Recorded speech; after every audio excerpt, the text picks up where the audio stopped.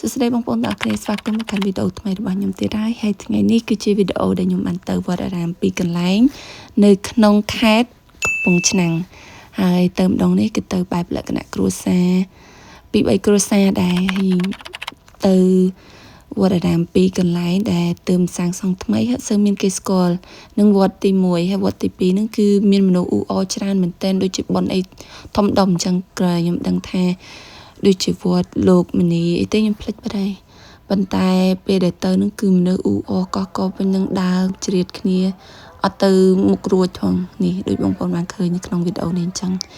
ហើយសង្ឃឹមថាបងប្អូនចូលចិត្តវីដេអូនេះបើបងប្អូនមិនទាន់ចុច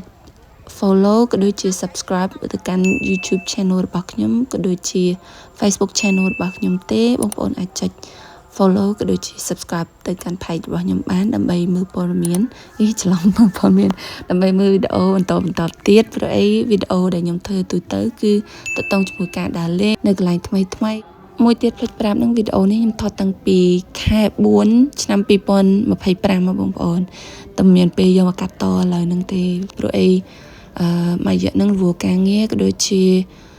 បានដើរទៅលេងកន្លែងផ្សេងទៀតអញ្ចឹងកាត់តវីដេអូនឹងមុនកាត់តវីដេអូនេះឲ្យទុកយូរមែនតើវីដេអូទៅខ្មែរគឺទុកនៅសល់ច្រើនទៀតដែលខ្ញុំមិនបានកាត់តហើយតែមានពេលកាត់តឥឡូវហ្នឹងអញ្ចឹងសង្ឃឹមថាបងប្អូនចាំតាមដានទាំងអស់គ្នាចង់ដឹងថាខ្ញុំបានទៅលេងកន្លែងណាខ្លះហើយបានធ្វើអីខ្លះជួបគ្នានៅវីដេអូក្រោយទៀតអញ្ចឹងអរគុណហើយសូមជម្រាបលាបងប្អូនទាំងអស់គ្នា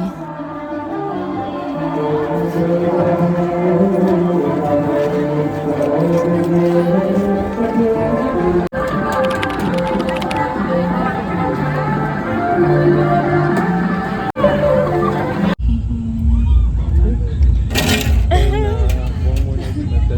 តឲ្យជាប់ឃើញខ្ញុំថតដល់បានទឹកចូលផ្នែកចូលអី